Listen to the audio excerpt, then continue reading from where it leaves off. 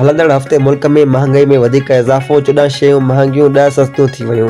मुल्क में महांगाई में वधीक इज़ाफ़ो थी वियो आहे। वफ़ाक़ी शुमारियत खाते जी हफ़्तेवारी रिपोर्ट मूजिब 14 शयूं महांगियूं ऐं 10 जी क़ीमतुनि में घटिताई थी। 27 शयुनि जी क़ीमतुनि में इस्तिकाम रहियो। रिपोर्ट मूजिब मुसलसल 5 हफ़्ते बि महांगाई में इज़ाफ़ो थियो आहे। हफ़्तेवार महांगाई जी गॾियल सालियानी शरह 5.5% रिकॉर्ड कई वई आहे। महांगी थियल शयुनि में बसर 64 रुपया 97 पैसा फ़ी किलो महांगो थियो। अना 10 रुपया 9 पैसा महांगा थिया।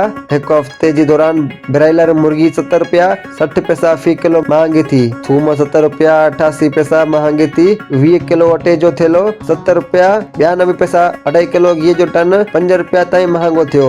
ॾही, खीर ऐं केला बि महांगी थियल शयुनि में शामिल आहिनि। शुमारियत खाते जी रिपोर्ट मूजिब टमाटा 154 रुपया 9 पैसा फ़ी किलो सस्तो थियो। चणनि जी दाल जी क़ीमत में 4 रुपया 94 पैसा घटिताई थी। मगन जी दाल 3 रुपया 55 पैसा फ़ी किलो सस्ती थी वई। सस्ती थियल शयुनि में पटाटा, दाल, माश, LPG सिलेंडर ऐं खंडु शामिल आहे।